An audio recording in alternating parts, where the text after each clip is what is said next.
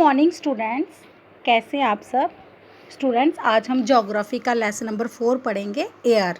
ठीक है, एयर मतलब वायु। Our earth is surrounded by a huge blanket of air called atmosphere.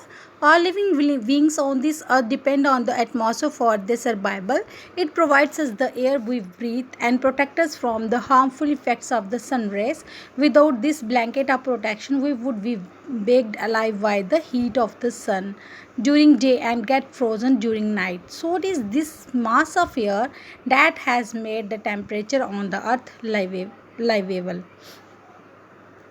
तो इसमें बताया गया है कि जो हमारी पृथ्वी है वो चारों ओर से वायु की घनी चादर से घिरी हुई है। मतलब कि जो चारों ओर से, जिसको ब्लैंकेट बोलते हैं, चादर को, जिसे हम बोलते हैं वायुमंडल, उसे हम क्या कहते हैं? वायुमंडल कहते हैं, मतलब एटमॉस्फेयर कहते हैं।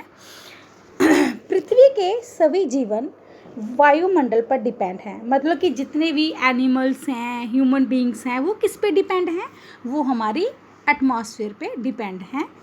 यही हमें सांस लेने के लिए वायु प्रदान करता है। एक एटमॉस्फेयर एक ऐसा प्रोसेस है जिससे हम क्या करते हैं, वायु मतलब हवा लेने के लिए हमें ये क्या करता है, सांस लेने के लिए हवा प्रदान करता है, और सूर्य की हानिकारक किरणों के प्रभाव से हमारी रक्षा करता है।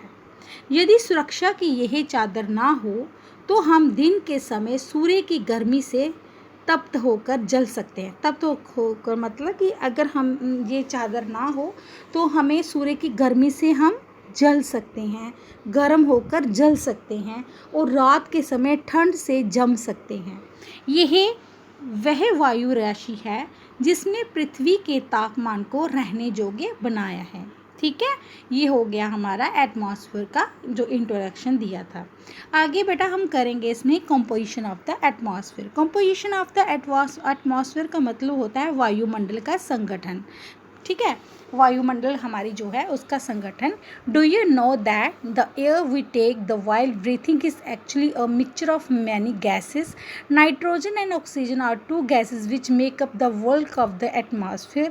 Carbon dioxide, helium, ozone, argon, hydrogen are found in lesser quantities. Apart from these gases, tiny dust particles are also present in the air.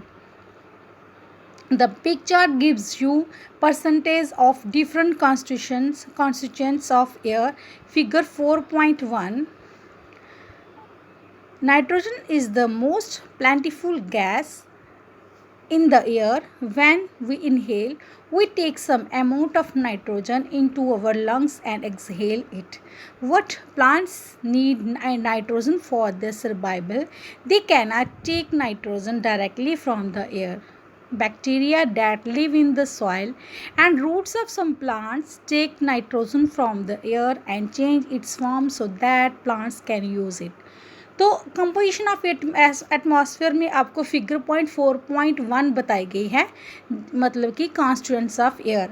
इसमें बताया गया है, जो आपको पिक्चर बताई गई है, इसमें बताया गया है कि जो नाइट्रोजन है वो सबसे ज़्यादा मात्रा में होता है। नाइट्रोजन कितना होता है? 78% होता है। और जो इसमें कार्बन डाइऑक्साइड होता है हमारा, वो कितना है? इसमें दिया है 0.03%।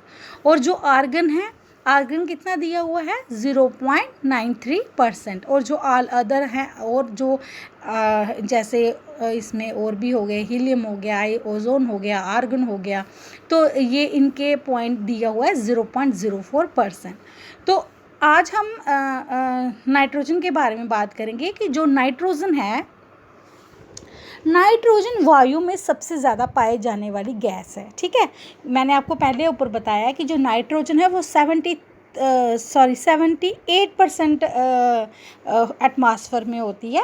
तो इसलिए इसकी जो मात्रा है ये ज़्यादा है, और इसमें क्या है, ये ज़्यादा पाई जाने वाली गैस है।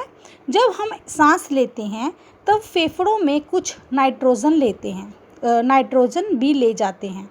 देखो, जब हम लंग्स के द्वारा सांस लेते हैं तो हमारे जब हम सांस लेते हैं तो जो हमारे लंग्स हैं उसके द्वारा हम क्या ले लेते हैं? नाइट्रोजन भी ले लेते हैं, और फिर उसे बाहर निकाल देते हैं। परंतु पौधों को अपने जीवन के लिए नाइट्रोजन की आवश्यकता होती है। ठीक है, वे सीधे वायु से नाइट्रोजन नहीं ले पाते। मृदों तथा कुछ पौधों की जड़ों में रहने वाले जीवाणु वायु से nitrogen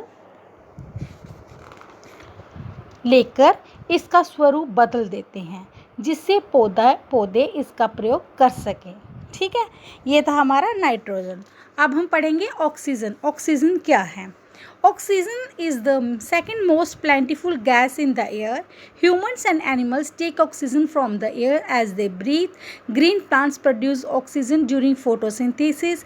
In this way, oxygen content in the air remains constant. If we cut trees, then this balance get disturbed. तो बेटा ऑक्सीजन के बारे में क्या बताया गया है?